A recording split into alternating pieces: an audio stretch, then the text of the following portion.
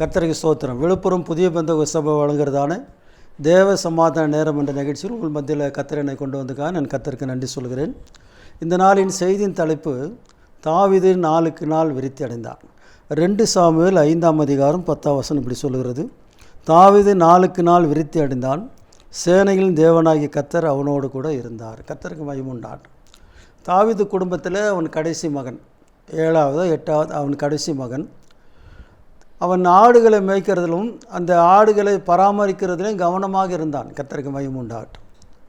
அவருடைய வளர்ச்சி ஒரே நாளில் ஏற்படவில்லை. இன்றைக்கு அநேகர் நினைக்கிறாங்க, இன்றைக்கே இந்த நாளில் இன்றைக்குள்ள ஒரு பெரிய ஆளாக மாறிடணும். அதுக்கு வாய்ப்பே கிடையாது. ஊழியத்திலும் வாய்ப்பு கிடையாது, உலக பிரகாரமான காரியத்திலும் வாய்ப்பு இல்லை, அரசியலில் வாய்ப்பு இல்லை, ஆன்மீகத்திலும் வாய்ப்பு இல்லை. கர்த்தருக்கு ஸ்தோத்திரம். நாளுக்கு நாள் எந்த ஒரு காரியமானாலும் அதில் முன்னேற்றம் வேண்டும், வளர்ச்சி நாளுக்கு நாள் வளர்ந்தால் தான் அந்த வளர்ச்சி ஆசீர்வாதமான ஒரு வளர்ச்சியாக இருக்கும், அது நிரந்தரமாக இருக்கும். கர்த்தருக்கு ஸ்தோத்திரம். திடீர்னு வளர்கிறவங்க, திடீர்னு வளர்ச்சி அடைவங்களை பார்த்தீங்கன்னா அவங்க திடீர்னு காணாமல் போயிடுவாங்க. கர்த்தருக்கு மகிமை உண்டார். நாம் பார்க்குறோம், அவன் தன் குடும்பத்தில் கடைசி மகனாக இருந்தான். தன் ஆடுகளை மேய்க்கிறதுல கவனமாகவும் பராமரிக்கிறதுல கவனமாக இருந்தான். கர்த்தருக்கு ஸ்தோத்திரம். அடுத்ததாக நாம் பார்க்கும்போது தகப்பனுடைய வார்த்தைகளுக்கு கீழ்ப்படுகிற ஒரு பிள்ளையாக இருந்தான். கர்த்தருக்கு ஸ்தோத்திரம். அதோடைய அண்ணன்களை போய் பார்த்து இந்த பிரச்சனைகள்லாம் கொடுத்துடுவான்னு சொல்லி ஈசாய் சொல்லும்போது அதை அள்ளத்தட்டாதபடி அண்ணன்களை தேடி, கர்த்தருக்கு ஸ்தோத்திரம், அவர் இருக்கிற இடத்தை தேடி, ஆடுகள் மேய்க்கிற இடத்தை தேடி, மந்தையை தேடி தாவீது வருகிறத நாம் பார்க்குறோம். வந்து அண்ணன்களை விசாரித்து அங்கே நடக்கிற சம்பவங்களெல்லாம் அவன் கேள்விப்படுகிறான். அடுத்ததாக அவன் கோலியாத்தை வீழ்த்தினான். கர்த்தருக்கு ஸ்தோத்திரம். தாவீது கடைசி மகன், தன்னுடைய தகப்பனுடைய ஆடுகளை மேய்த்து அவைகளை பராமரித்தவன், தன்னுடைய தகப்பனுடைய வார்த்தைக்கு கீழ்ப்படிந்து தகப்பன் சொல்லை கேட்கிற ஒரு மகனாக இருந்தான். அடுத்ததாக தன்னுடைய அண்ணன்கள் வந்து பார்த்து அவர்களை விசாரிக்கிற ஒரு மனுஷனாய் காணப்பட்டான். அடுத்தது நாம் பார்க்கும்போது கோலியாத்தை வீழ்த்தினான். கர்த்தருக்கு மகிமை உண்டாகட்டும். அடுத்ததாக நாம் பார்க்கிறோம், தாவீது சவுலின் மருமகனாக அந்த குடும்பத்தில் சேர்ந்து கொண்டான். கர்த்தருக்கு மகிமை உண்டாகட்டும். யோனத்தானுக்கு நல்ல நண்பனாக தாவீது இருந்தான். கர்த்தருக்கு ஸ்தோத்திரம். யோனத்தானுடைய நல்ல நண்பனாக தாவீது இருந்தான். இன்றைக்கு அநேக நேரங்களில் கர்த்தருடைய பிள்ளைகள், ஊழியக்காரர்கள், விசுவாசிகள், வியாபாரம் பண்ணுகிறவர்கள் எல்லாரும் ஒரே நாளில் சீக்கிரமாக உடனே ஆசீர்வாதமாக மாறணும், வசதியாக மாறணும். பாஸ்டர்கள் கூட சபை நடத்தினா ஒரே நாளில் 1000 பேர் வரணும், 10-100 சபைகளுக்கு தலைமை பாஸ்டராக மாறணும், அவருக்கு எவ்வளோ பாஸ்டருங்க இருக்கணும்னு சொல்லி நினைக்கிறாங்க. அது தப்பு இல்லை. கர்த்தர் அப்படி உதவி செய்வாரானால் நாளுக்கு நாள் உங்களுடைய வளர்ச்சி இருக்கும். நாளுக்கு நாள் வளர வேண்டும். எந்த ஒரு ஸ்தாபனம் எடுத்து ஆரம்ப நிலைமை நீங்கள் பார்க்கும்போது ஒரு சின்னதாக இருந்திருக்கும். சின்னதாக ஒரு கடை ஆரம்பிச்சிருப்பாங்க. அது வளர்ந்து வளர்ந்து அது அநேக வருஷங்களுக்கு பிறகு அது ஒரு பெரிய ஸ்தாபனமாக, ஒரு பெரிய கடையாக மாறும். ஊழியம் கூட அப்படி தான், சின்னதாக ஆரம்பித்திருப்பார்கள். ஒரு 3 பேர் 2 பேர் கூடி ஜெபம் பண்ணியிருப்பாங்க. அது பல வருடங்களுக்கு பிறகு ஒரு பெரிய ஸ்தாபனமாக மாறியிருக்கும். ஆகவே ஆரம்பம் அற்பமாக தான் இருக்கும். ஒரு விதை தான் பூமியில் விதைக்கப்படுது, ஒரு விதை.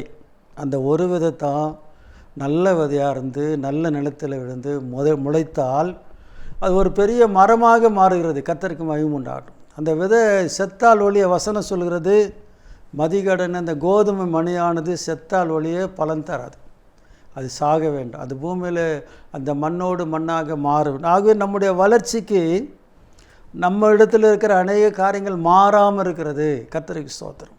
நம்முடைய காரியங்கள் கொஞ்சம் மாறினா தான் கர்த்தர் ஆசீர்வதிப்பார். நானாக இருக்கிற வரைக்கும் என்னை கொண்டு எந்த காரியம் ஆண்டவர் செய்ய மாட்டார். ஆண்டவர் என்ன காரியம் செய்ய என்னை ஏற்படுத்தியிருக்கிறாரோ, விரும்புகிறாரோ அந்த காரியத்தை செய்கிறதுக்கு நான் என்னை ஒப்பு கொடுக்கும்போது கர்த்தர் அவர் செய்ய நினைத்த காரியத்தை என்னை கொண்டு செய்வார். கர்த்தருக்கு மகிமை உண்டாகட்டும். ஆகவே இந்த தாவீதுடைய வளர்ச்சியை நாம் பார்க்கும்போது தாவீது ராஜாவாக மாறினான். கர்த்தருக்கு ஸ்தோத்திரம். சவுலுடைய காலத்துக்கு பிறகு தாவீது ராஜாவாக மாறுகிறான். ஆனால் சவுல் தாவீதை அநேக நேரங்கள் கொலை செய்யும்படி, பொறாமையினால் கொலை செய்யும்படி முயற்சி செய்கிறான். ஆனால் அதுக்கு நடக்கவில்லை. அது காரணம் என்னவென்று சொன்னால், இந்த 10ஆம் வசனத்தில் சொல்லப்பட்டிருக்கிறது, தாவீது நாளுக்கு நாள் விருத்தி அடைந்தான், சேனைகளின் தேவனாகிய கர்த்தர் அவனோடு கூட இருந்தார். கர்த்தர் அவனோடு கூட இருந்தபடியினாலே அவனை யாரும் மேற்கொள்ள முடியவில்லை. சவுலும் மேற்கொள்ள முடியாது, எதிராளிகளும் மேற்கொள்ள முடியாது. அவன் விருத்தி அடைவானை தவிர அவனை யாரும் தாட்சி அடை செய்ய முடியாது. கர்த்தருக்கு ஸ்தோத்திரம். சங்கீதக்காரன் அப்படி தான் சொல்கிறார், கர்த்தர் என் மேய்ப்பராய் இருக்கிறார், நான் தாட்சி அடையேன். கர்த்தருடைய பிள்ளைகளுக்கு தாட்சிகள், குறைவுகள் வரக்கூடாது. 10 வருஷத்துக்கு முன்னாடி நீங்கள் எப்படி இருந்தீங்களோ அதே மாதிரி இந்த நாளில் இருப்பீங்களான்னா அது வளர்ச்சி இல்லை. 10 வருஷத்துக்கு முன்னாடி உங்களுடைய வாழ்க்கையில் ஒரு சாதாரணமாக நிலைமையில் இருந்தீங்கன்னா 10 வருஷத்துக்கு பின்னாடி உங்களுடைய வாழ்க்கையில் ஒரு முன்னேற்றம் வேண்டும். ஒரு விசுவாசியை, ஒரு ஊழிக்காரர் 10 வருஷம் முன்னாடி சைக்கிள்லேயே போயிட்டுருப்பார். ஆனால் பாஸ்டர் நான் இன்னும் இப்படி தான் சைக்கிள்லேயே போயிட்டுருக்கிறேன், கர்த்தர் என்னை ஆசீர்வதிக்கலைன்னா அதை வசனத்தின்படி நான் ஏற்றுக்க முடியாது. நானும் ஏற்றுக்க முடியாது, வசனமும் ஏற்றுக்காது. வளர்ச்சி வேண்டும். தாவீது நாளுக்கு நாள் day by day increase, day by day, நாளுக்கு நாள் அவன் வளர்ச்சி அடைந்தான். கர்த்தருக்கு விருத்தி அடைந்தான். வளர்ச்சி அடைந்தால் தான் விருத்தி அடைய முடியும். ஒரு மரம் வளர்ந்தால் தான் அது என்ன செய்யும், கிளைகளை விட்டு படர முடியும். ஆகவே முதல்ல நம்ம வளருவோம், அதன் பிறகு நம்ம விருத்தி அடைவோம். கர்த்தருக்கு ஸ்தோத்திரம். தாவீதுடைய வாழ்க்கையில் இந்த காரியங்கள் நடந்திருக்கு. கர்த்தருக்கு ஸ்தோத்திரம். அது காரணம் என்னவென்று சொன்னால், ஆண்டவர் சொன்ன வார்த்தைக்கு தாவீது கீழ்ப்படுகிற மனுஷனாக இருந்தான். 10ஆம் வசனத்தில் சொல்கிறது, சேனைகளின் தேவனாகிய கர்த்தர் அவனோடு கூட இருந்தார். கர்த்தருக்கு ஸ்தோத்திரம். அவர் இருந்ததுனால தான் தாவீது நாளுக்கு நாள் விருத்தி அடைய முடிந்தது. இன்றைக்கு கர்த்தராகிய ஆண்டவர் நம்மோடு கூட இருப்பார். ஆனால் நாம் விருத்தி அடையணும். நம்முடைய வாழ்க்கையில் விருத்தி அடையணும். ஊழியமானால் விருத்தி அடையணும். செய்கிற வியாபாரமானால் விருத்தி அடையணும். எந்த காரியமும் நம்ம வளர்ச்சி அடைய வேண்டுமே தவிர அது நாளுக்கு நாள் குறைந்து போகக்கூடாது. கர்த்தருக்கு மகிமை உண்டார். அதே 2 சாமுவேல் 8ஆம் அதிகாரம் 14ஆம் வசனம் இப்படி சொல்லுகிறது, ஏதோமில் தானியங்களை வைத்தான். ஏதோம் எங்கும் அவன் தானியங்களை வைத்ததினாலே ஏதோமியர் எல்லாரும் தாவீதை சேவிக்கிறவர்களானார்கள். தாவீது போன எல்லா இடத்திலும் கர்த்தர் அவனை காப்பாற்றினார். ஆமாம், தாவீது போன எல்லா இடத்திலும் கர்த்தர் அவனை காப்பாற்றினார். இந்த 10ஆம் வசனம் சொல்லுகிறது, சேனைகளின் கர்த்தர் அவனோட கூட இருந்தார். 8ஆம் அதிகாரம் 14ஆம் வசனத்தில் தாவீது எங்கெங்கெல்லாம் போனானோ அங்கெல்லாம் கர்த்தர் அவனை காப்பாற்றினார். இன்றைக்கு உங்களை என்னை கர்த்தர் இதுவரைக்கும் காப்பாற்றுகிறார். இனிமேலும் காப்பாற்ற வேண்டும். நம் ஜீவனோடு இருக்கிற நல்லது, ஆனால் வளர்ச்சி இல்லை. குழந்தை பிறந்து நல்ல கையகாலெல்லாம் ஆட்டிகிட்ருக்குது, ஆனால் எழுந்து நடக்க முடியல. எழுந்து நடந்து ஓடணும். 5 வயசாகிடுச்சு, பள்ளிக்கூடத்தில் சேர்க்கணும், படிக்கணும். இன்னும் 10 வயசு ஆனோம், இன்னும் தூக்கிட்டு போயிருந்தால் கஷ்டம் இல்லை. நான் போன பிரசங்கத்தில் சொன்னேன். அலங்கார வாசலில் ஒரு பிச்சைக்காரனை கொண்டு வந்து உட்கார வைத்தார்கள். அவன் நாடோறும் பிச்சை கேட்கறதுக்காக அலங்கார வாசலில் உட்காந்துருப்பான். அவனுக்கு என்ன வயசுன்னு பார்த்தீங்கன்னா, பைபிள் அது அப்போஸ்தலர் நடபடியில் ஏறக்குறைய 40 வயசு.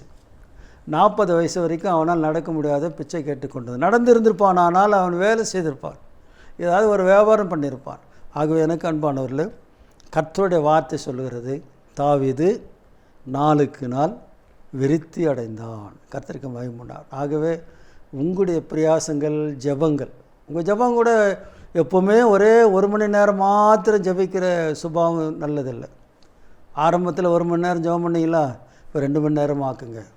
ஒரு அதிகாரம் வாசித்தீங்களா, இப்போ 2 அதிகாரம் வாசிங்க. ஒரு ஆத்மா ஆதாயம் பண்ணிங்கன்னா இப்போ 4 ஆத்மாவை ஆதாயம் பண்ணுங்க. ஒரு காரியத்தை கர்த்தருக்குன்னு செஞ்சீங்களா, இப்போ அதிகமான காரியத்தை செய்ய முயற்சி பண்ணுங்க. அதுதான் வளர்ச்சி. உள்ளதும் போச்சுறான்னு சொல்லக்கூடாது. இன்றைக்கு உள்ளதும் போச்சுறான்னு நிறைய பேர் உட்காந்துட்ருக்கிறாங்க. ஆனால் உள்ளதும் போகக்கூடாது. கர்த்தர் ஆசீர்வதிப்பார். ஆனால் அது நாளுக்கு நாள் வளர வேண்டும். கர்த்தருக்கு மகிமை உண்டார்.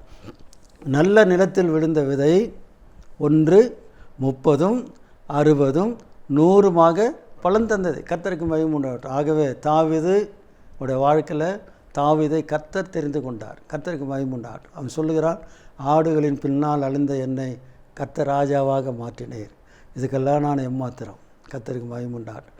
அந்த வீடு கட்டின வீட்டை பார்த்து அவன் சொல்லுகிறான், இந்த வீடு கட்டி கொடுத்து நான் எம்மாத்திரம். கர்த்தருக்கு மகிமை உண்டா. இன்றைக்கு ஆண்டோடைய பிள்ளைகள் அவர் மகிமையை ஆண்டவருக்கு செலுத்தாமல் அவங்களே மகிமை எடுத்துக்கொள்கிறதுனால அவங்களை கர்த்தர் ஆசீர்வதிக்க மாட்டேன்றார். அதுக்கு உதாரணமாக சொல்லுவேன், நேபுகாத் நேச்சார் அந்த பாபிலோன் தொங்கு தோட்டத்தை பார்த்து சொன்னான். அவன் என்ன ஒரு வார்த்தை சொன்னான்னு தெரியுமா?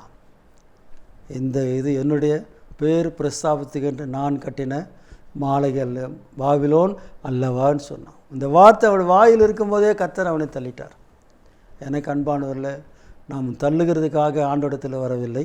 நம்முடைய ஆண்டவர் நம்மை தள்ளுகிறவர் இல்லை, காரணம் இல்லாமல் தள்ள மாட்டார். காரணம் இல்லாமல் என்ன செய்ய மாட்டார்? தள்ள மாட்டார். நம்முடைய சாணத்தில் இருந்து கூட கர்த்தர் நம்ம தள்ளுறாருன்னா அதுக்கு ஒரு காரணம் ஏதாவது ஒன்று இருக்கும். அதனால் தாவீதுடைய வாழ்க்கையில், தாவீது நல்லவன் நான் சொல்ல மாட்டேன், நிறைய கொலை செஞ்சவன், நிறைய பேர் அழித்தவன். ஆனாலும் கர்த்தர் அவனோடு கூட இருந்திருக்கிறார். கர்த்தருக்கு மகிமை உண்டாட்டும். பழைய ஏற்பாட்டு காலத்தில் அப்படி தான் ஆண்டவர் தூதன் அனுப்புவார். ஒரு தூதன் போய் 85,000 பேர் வெட்டிட்டு வந்துட்டான் பழைய ஏற்பாட்டில். அதே ஆண்டவர் தான் சொல்கிறாரு, ஒரு கண்ணத்தில் அறிஞ்சால் மறு கண்ணத்தை காட்டுன்னு சொல்கிறாரு. கர்த்தருக்கு மகிமை உண்டாட்டும். ஆகவே பழைய ஏற்பாட்டில் தாவீது நாளுக்கு நாள், டே பை டே இன்க்ரீஸ், நாளுக்கு நாள் விருத்தி அடைந்தான். அவன் குறைந்து போகவில்லை, அவனுடைய திறமை குறைந்து போகவில்லை, அவனுடைய ஆளுகை குறைந்து போகவில்லை, அவனுடைய அறிவு குறைந்து போகவில்லை, அவனுடைய எந்த காரியமும் குறைந்து போகவில்லை. அவன் வளர்ந்து கொண்டே இருந்தான்.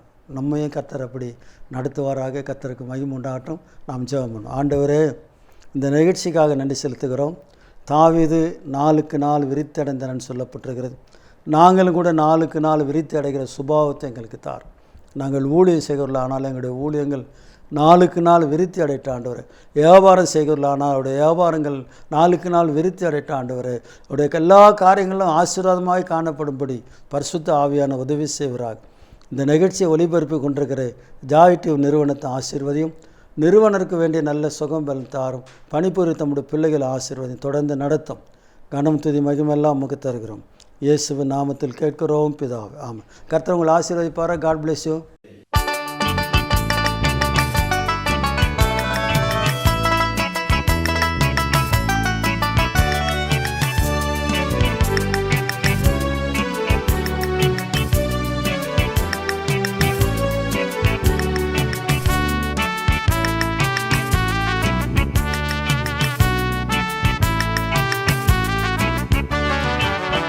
நெஞ்சங்களே வாருங்களே, என் நேசர் இயேசுவிடம். நெஞ்சங்களே வாருங்களே, என் நேசர் இயேசுவிடம். வந்திடுவீர் இந்நேரமே, வா என்று அழைக்கின்றாரே. வந்திடுவீர் இந்நேரமே, வா என்று அழைக்கின்றாரே.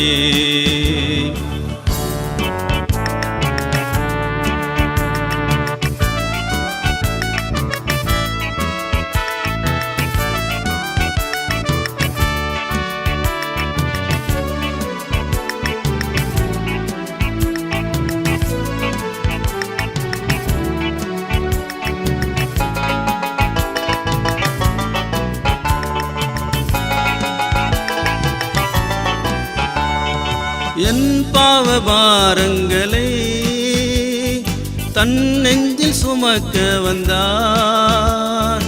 என் பாவ பாரங்களை தன் நெஞ்சில் சுமக்க வந்தார். எல் துன்ப துக்கங்களை எல்தனில் நீக்க வந்தார். எல் துன்ப துக்கங்களை எல்தனில் நீக்க வந்தார். நெஞ்சங்களே வாருங்களே, என் நேசர் இயேசுவிடம். வந்திடுவீர் இந்நேரமே, வா என்று அழைக்கின்றாரே.